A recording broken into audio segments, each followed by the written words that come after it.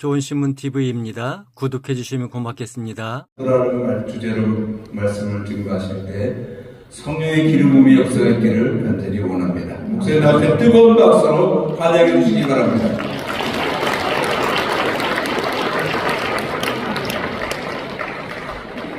반갑습니다. 저는 말년생 광천교회 성경인대 김현중 목사입니다. 순서지를 이렇게 보셨겠지만 저도 순서지를 보는 순간 굉장히 당황했습니다. 앞에 특강이 2개가 더 있었기 때문이었습니다. 진경청 회장님 하시고 앞에 손태근 목사님 하시고 뒤에 젊은 목사가 해야 되는데 얼마나 부담되는지 아시겠지요? 네. 그래서 여러분 시간 좀 가볍게 말씀을 들어주시면 좋겠다라는 생각을 하게 됩니다. 지금부터 한 22년 전에 제가 2003년 경남 김해인동 이척산 기도원에 몇 명의 목사님들과 함께 기도하기 위해서 올라간 적이 있었습니다. 무천산 기도원은 그때 방문이 제가 처음이었는데요. 무천산 기도원이 어떻게 되어 있는지 제가 잘 몰랐기 때문에 그냥 올라가기 시작했습니다. 보통 기도원들이 주차장이 있고 산에 바로 올라가면 되니까 그렇다 생각하고 올라가기 시작했습니다. 근데 알고 보니까 주차장부터 기도원까지 제법 걸어서 올라가야 되는 것이었습니다. 처음에는 산책하듯이 올라가기 시작했습니다. 근데 점점 산책이 아니라 그냥 등산을 해야 된다는 것을 알게 되었습니다. 가시던 목사님 몇 분이 뒤처지기 시작하시고 점점 나고에 가는 분도 계셨습니다. 힘들게 우측산 기도원을 향해 올라갔고 거의 다 올라갔습니다. 올라가서 딱 언덕을 딱 넘어섰는데 그 앞에 평지가 펼쳐지고 호수가 있는 것을 보게 되었습니다. 깜짝 놀랐습니다. 저는 예상할 수 없었던 기도원의 모습이 보여지면서 굉장히 감동스러웠습니다.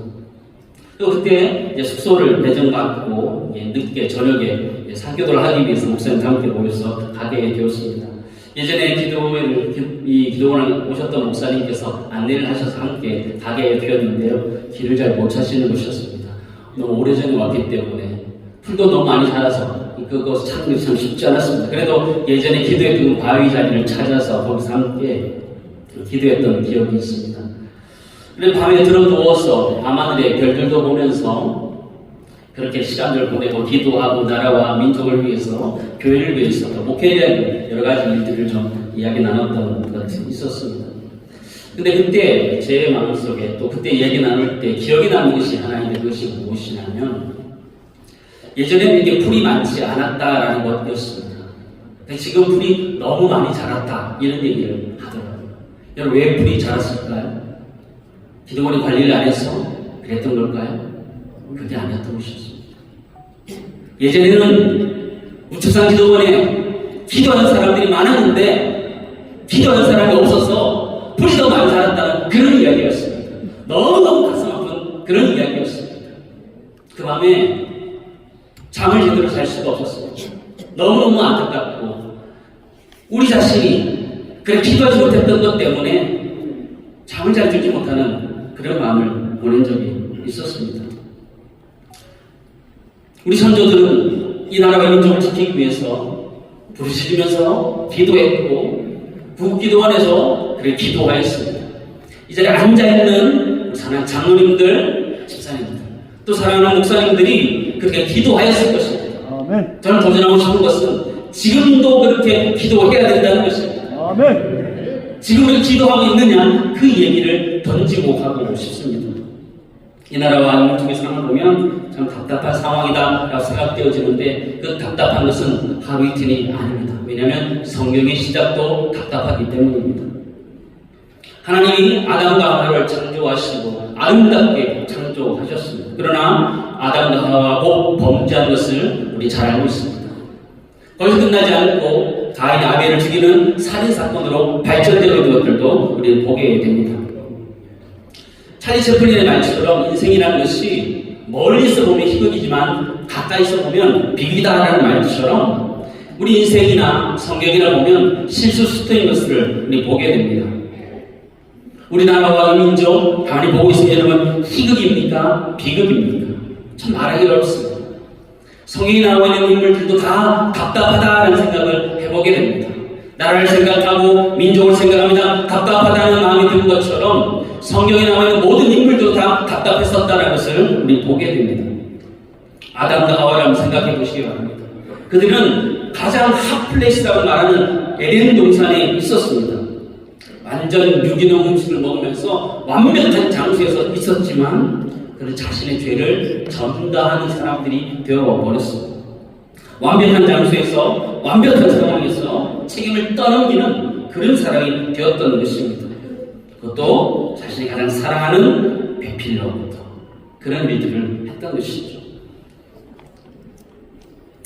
아브라함도 보면 참 답답한 사람이었습니다. 하나님께서 그에게 소명을 부어놓으시고 본토 친척 아비들을 떠나서 내가 지시할 땅으로 가라 말씀하시고 갔습니다. 그런데 양식 없으니까 점점점 애국으로 내려가게 되었습니다. 혼자 바로 앞에 섰을 때 그는 자기 아내를 아내라 말하지 못하는 쪼다가 되었습니다. 자기 아내를 아내라고 말하지 못하는 그런 사람이었던 거죠. 답답하죠. 어떻게 남편 믿고 살 수 있겠습니까? 이스라엘 백성도 똑같았습니다. 이스라엘 백성도 무려 400년간 애국에서 종살이하고 난 다음에 출애굽하게 되었습니다. 우리 잘 아는 것처럼 10가지 재앙을 통해서 기적같이 그 기적을 경험하면서 그들이 나아왔습니다. 고기도 가르고 만나도 먹었습니다. 그럼에도 불구하고 그들의 인생은 계속 투덜투덜대고 있는 모습을 우리 성경을 통해서 보게 됩니다.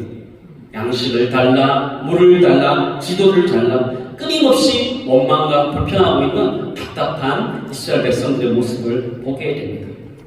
성경의 역사나 우리 인생의 역사나 나라 민족을 돌아보면 답답하지 않은 분이 한 번도 없었다는 것들을 생각하게 됩니다. 사사시대도 답답했던 것이죠. 왕정시대도 답답했던 것이죠. 한마디로 이스라엘 역사는 아니 우리 인간의 역사는 다 답답한 역사로 점철되어져 있었고 그렇게 해왔다는 것을 보게 됩니다. 이런 답답함의 최고의 자리에 있는 것이 무엇이냐? 이 에스겔 37장의 말씀입니다. 가장 시각적으로 답답한 우리 인생의 모습을 잘 표현해 준 것이 이 에스겔 37장의 말씀이라는 것입니다. 에스겔이 경험했던 가장 큰 아픔, 자신의 몸이 완전히 다 깨어지는 것이었습니다. 에스겔 선지자는 제사장의 아들로 태어났습니다. 제사장을 그대로 물려받을 수 있는 그런 사람이었습니다. 어렸을 때부터 그 꿈을 가지고 자라온 사람이었습니다. 20살 때부터 견습생으로 그 일들을 돕기 위해서 많은 것들이 준비되었고 30살이 되면 제사장직을 감당할 수 있는 사람이 되었습니다. 그러나 그의 나이 25에 되는 주전 597년에 바벨론의 포로로 끌려가게 됩니다. 꿈이 다 사라져 버린 것입니다. 그리고 언제 다시 돌아갈 수 있는 기약도 없는 아주 처절한 마른 뼈 같은 그런 상황을 그가 맞이했던 것을 보게 됩니다. 이스라엘의 백성의 삶이나 이 에스겔 선지자의 삶이나 똑같은 것을 보게 돼요. 1절, 2절을 제가 먼저 좀 읽어드리겠습니다. 여호와께서 권능으로 내게 임재하시고 그의 영으로 나를 데리고 가서 골짜기 가운데 두셨는데 거기 뼈가 가득하더라. 나를 급겨 사방으로 지나게 하시기로본즉 그 골짜기 지면에 뼈가 심이 많고 아주 말랐더라. 에스겔 골짜기에 뼈가 가득했다. 그럼 뼈라는 것은요, 궁핍함의 상징입니다. 극도의 고난을 이야기하는 것이죠. 뼈의 이야기로 에스겔 선지자의 뼈 때리는 상황들을 정확하게 다시 이야기하고 있는 본문의 말씀이라는 것이죠. 마른 뼈, 거기 심이 가득하다는 것이죠. 지면에 뼈가 심이 가득하고 아주 말랐다. 강조하고 또 강조하는 것이죠. 소망이 없다 이런 것이죠. 우리 인간에게 소망이 있습니까? 우리 인류에 소망이 있습니까? 우리 상황을 보면 소망은 없습니다. 이 바벨론 포로 끌려간 이스라엘 영적인 상태나 육적인 상황 다 마른 뼈와 같은 상황인 것을 우리는 보게 됩니다. 실제로 이렇게 고백하는데요. 또 내게 이르되 인자야 이 뼈들은 이스라엘 온 족속이라 그들이 이르기를 우리의 뼈들이 말랐고 우리의 소망이 없어졌으니 우리 다 멸절되었다 하느니라. 소망이 다 사라진 상태라는 것이죠. 절망의 상황이다라는 것이죠. 코로나 이후에 한국교회 상황이 여러분 좋아지고 있습니까? 한국교회 상황이, 영적인 상황이 마른 뼈와 다르지 않다는 것을 우리는 너무나 잘 알고 있습니다. 경제에서 적용한 것처럼 20, 80에 파레토 원리라는 것이 있습니다. 어떤 것이든 20대 80의 원리라는 것이 있습니다. 경제학에서 하는 얘기지만 사회적으로 가져올 수도 있고 조직으로 가져올 수 있습니다. 그 얘기를 무엇이냐면 80은 잘 안 되고 20은 잘 된다는 것이죠. 이 자리에 앉아 계신 지교회라고 생각해 보시기 바랍니다. 80은 안 되지만 20은 되는 교회라는 것이죠. 그럼 20%의 교회가 되면 한국 교회가 되는 것입니까? 아니, 그렇지 않아요. 80%의 교회는요, 호라이몬층처럼 죽기 살기로 이 상황을 넘어서기 위해서 애를 쓰고 노력합니다. 근데 잘 되지 않아요. 쉽지 않아요. 최선을 다해서 노력해서 하고 하는데도 되지 않는다니까요. 답답한 상황 속에서 이겨낼 수 있는 것이 없다는 것을 보게 됩니다. 우리 민족의 상황은 어떻게 되었나? 북한 주민들 한번 생각해 보시기 바랍니다. 굶주린 가운데 진짜 마른 뼈처럼 살아가는 것이 그들입니다. 에스겔 37장에 보여지는 이 현실이 그들에게는 그냥 현실입니다. 중국 경제 떠오르는 탈북민들의 삶을 한번 돌아보시기 바랍니다. 인신매매 당하고 장기 적출당하고 개대지처럼 팔려가는 것이 우리 국력 동포들의 삶입니다. 한국 땅에 들어오고 있는 3만여 탈북민들을 생각해 보시기 바랍니다. 편견과 차별 때문에 그들이 얼마나 소외되어 있는지 우리는 알아야 됩니다. 이 나라의 민족이 상황이 마른 뼈와 같다는 것들을 굳이 설명하지 않아도 우리 잘 알고 있습니다. 사랑하는 우리 장로님, 권사님, 우리 목사님, 우리는 지금 진단할 필요가 따로 없습니다. 우리가 마른 뼈다, 지금의 시대가 마른 뼈다, 이 나라의 민족이 마른 뼈다 진단할 필요도 없습니다. 목회적으로 어떻다 데이터 갖다 놓지 않아도 마른 뼈다라는 것을 다 알고 있습니다. 근데 제가 특강을 준비하면서 기도하는 가운데 한 가지 깨닫게 되는 것이 하나 있었습니다. 그것이 무엇이냐면 역설적인 것인데 하나님 저에게 말한 것처럼 성령이 저에게 말씀한 것처럼 제 마음속에 도전되는 것이 있었습니다. 그게 무엇이냐면 너희는 지금 메마른 뼈가 아니라 너무 살쪘다라는 것이죠. 우리에게 말씀하시는 게 영적으로 마른 뼈같이 절망 속에 있다고 얘기하지만 우리의 삶 속에 너무 기름지다 말씀하시는 것이었습니다. 영적인 초고도 비만이라고 말씀하시는 거죠. 한국 교회를 향해서 너무 초고도 비만이라고 말씀하시는 거죠. 엘리 제사장처럼 말입니다. 사무엘상 4장에 보면 이스라엘과 블레셋사의 전투가 일어나게 된 건 우리 잘 알고 있습니다. 복귀를 나타내고 나가면 승리할 것이라는 원칙이 있었습니다. 그렇게 해왔었습니다. 그때도 여전히 복귀를 가지고 했습니다. 그러나 복귀도 빼앗기고 엘리의 제사장 두 아들도 죽게 됩니다. 복귀도 빼앗기고 아들도 다 죽었습니다. 그때 이 엘리 제사장의 나이가 98세였고 그 눈이 어두워졌다 성경 말하고 있습니다. 3일상 4장 18절에서 제가 읽어드리겠습니다. 하나님의 교회를 말할 때에 엘리가 자기 의자에서 뒤로 넘어져 문 곁에서 목이 부러져 죽었으니 나이가 많고 비대한 까닭이라. 그가 이스라엘 사사가 된 지 40년이었더라. 성경은 엘리 제사장이 죽은 이유가 나이가 많고 비대했기 때문이다. 그 표현을 하고 있습니다. 사랑하는 우리 전국 남전도의 회원 여러분, 우리는 어떨까요? 저는 저 자신에게 이 말씀을 제일 먼저 던져보고 저희 교회에 제일 먼저 던져봅니다. 정말 마른 뼈같이 영적으로 소망 없는 상태 왜 그렇게 될 건가요? 잘 살게 돼서 그런 것 아니에요. 잘 살게 돼서 그런 것 아니에요.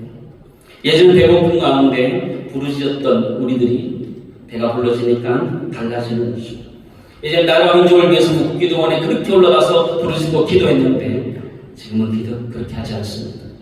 청년 때 그렇게 헌신하면서 부르짖고 헌신했는데 지금은 그렇게 하지 않고 있다면 우리가 엘리 제사장처럼 지금 비대해 가고 있는 건 아닌가 생각이 들어집니다. 참 안타까운 현실이라는 생각을 해보게 됩니다.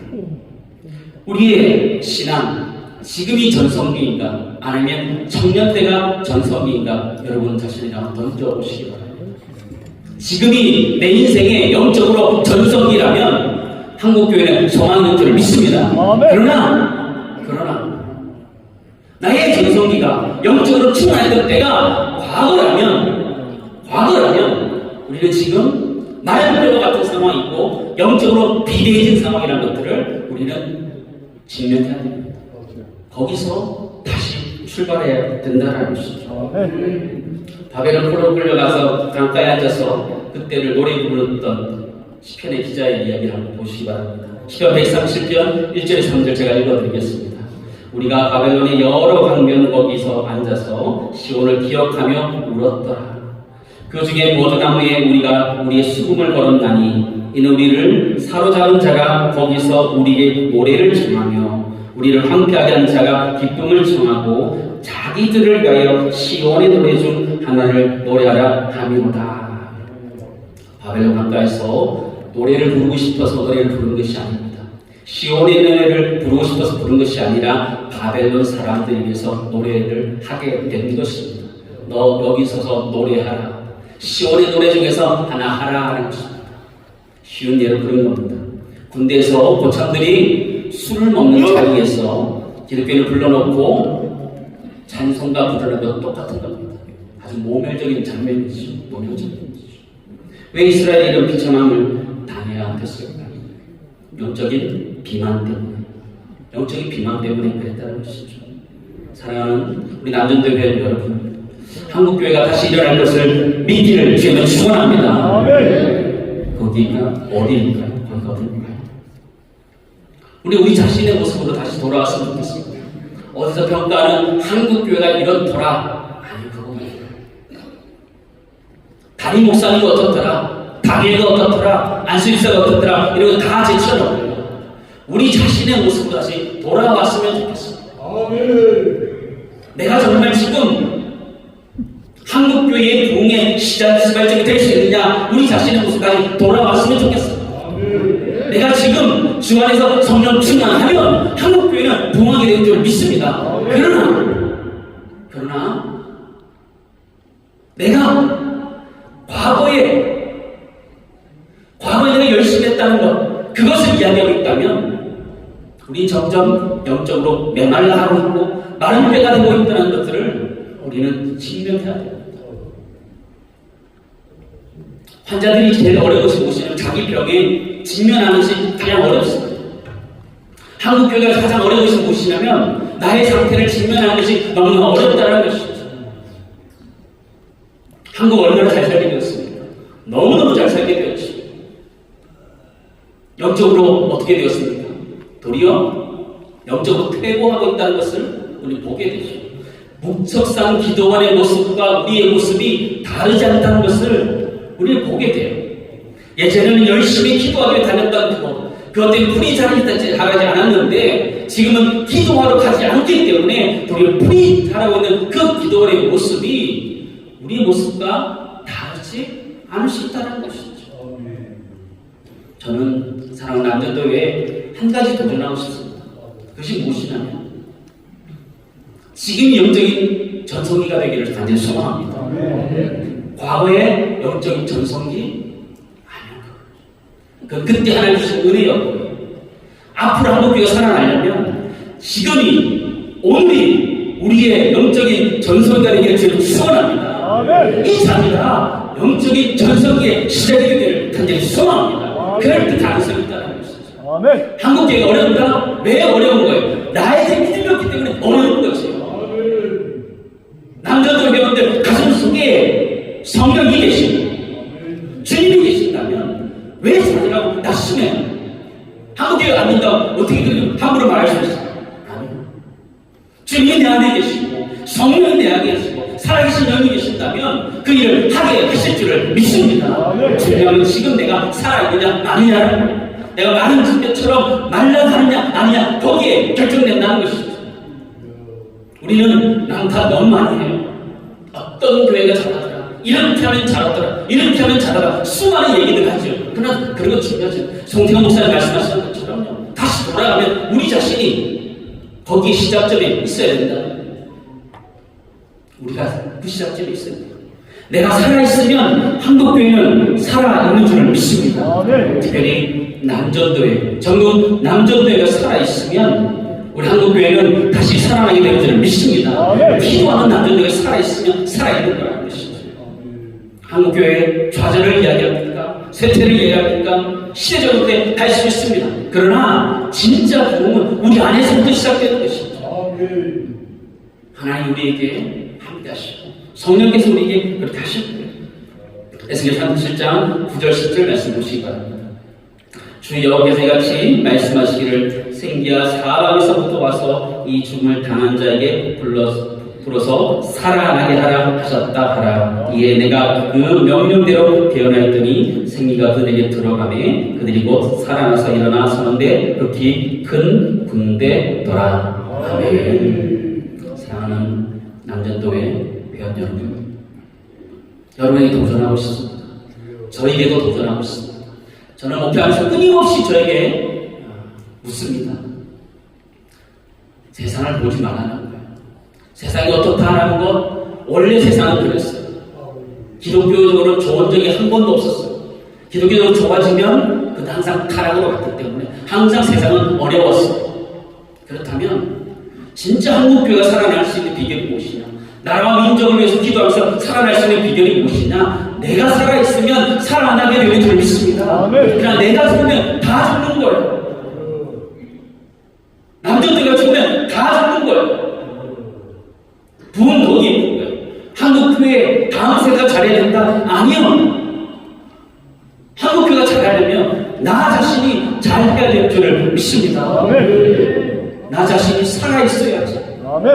많은 뼈가 살아나서 살이 돋고 뼈가 돋고 생겨 돌면서 살아서 큰 군대가 되어야지 소망이 있는 줄 믿습니다. 오늘 이 밤에 기도하실 때에 그 은혜가 우리 가운데 있기를 간절히 소망합니다. 사랑하는 남전도의 회원 여러분, 정말 나라 민족을 위해서 기도합시다.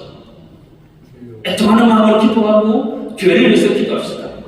이래서 안 된다, 저렇게 해서 안 된다, 이렇게 해서 안 된다, 그런 얘기 그만하고 내가 정말 예전보다 더 열심히 기도하느냐, 내가 예전보다 더 열심히 말씀 모르냐, 내가 예전보다 더 열심히 전도하냐, 거기가 시발점이다.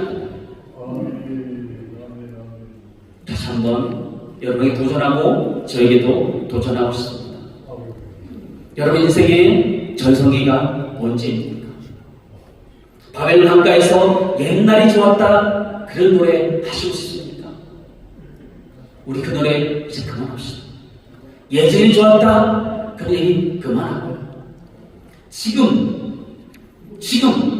나 자신이 더 하나님을 가까이 하고 더 하나님 앞에 변신하며 더 하나님 울부짖으면서 그 부흥을 내가 체험함으로 말미암아 나로부터 그 부흥이 시작되기를 간절히 소망합니다. 여러분의 영적인 전성기가 과거가 아니라 현재이고 바라는 것은 오늘이 될 수 있기를 저는 축원합니다. 말씀을 정리하겠습니다. 우리 모두가 영적인 전성기를 누리며 살아갈 수 있기를 간절히 소망합니다. 그것이 바로 과거가 아니라 오늘 이 시간 이 저녁에 하나님 부르시면서 하나님 은혜를 구하는 우리 모두가 되기를 간절히 소망합니다. 우리 찬양 한잔 하고 우리 합쳐서 함께 기도하도록 하겠습니다. 주의 진리 위에 십자가 기울이 1절 2절만 찬양하도록 하겠습니다.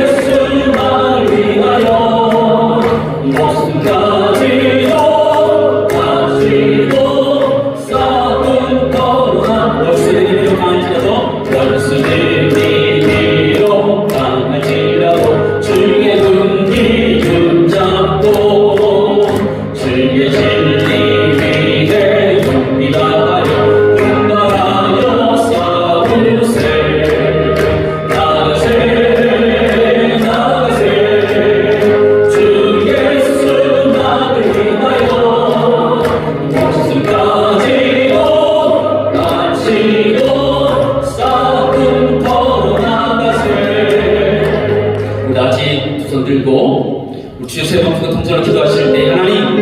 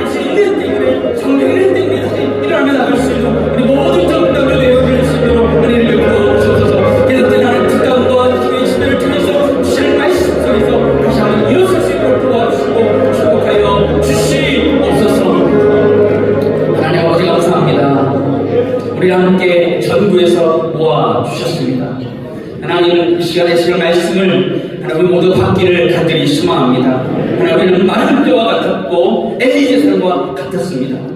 하나님, 예전에는 열심히 기도하고 말씀 읽고 교제하고 나누었는데 지금은 하나님 바쁘다는 핑계로 여러 가지 얘기 때문에 하지 못하다 있다면 하나님 교회는 쇠퇴를 맞이할 수밖에 없습니다. 하나님, 우리 모두가 하나님이 이스라엘 백성들이 바벨론 강가에서 슬피 울었던 그 노래 이제 그만하기를 간절히 소망합니다. 예전이 좋았다, 그 노래 그만하기를 원합니다. 바라는 것은 하나님, 오늘이 영적인 전성기의 시작이 되기를 간절히 소망합니다. 우리 모두가 주여 도와달라고 기도할 때에 주님이 도와주시기를 허락하여 주시옵소서. 우리 송태근 목사님 말씀처럼 하나님, 주여 우리를 긍휼히 여겨달라는 주여 살려달라는 그 기도 때문에 우리 다시 살아나게 되는 줄 믿습니다. 우리 모두가 영적인 전성기를 오늘부터 맞이하게 해주셔서 한국교회가 다시 한번 일어나는 데 허락하여 주시고 이 나라와 민족이 살아나는 역사를 허락하여 주시옵소서. 감사드리며 예수님의 이름으로 기도드리옵나이다. 아멘. 좋은 신문 TV를 시청해 주셔서 감사합니다.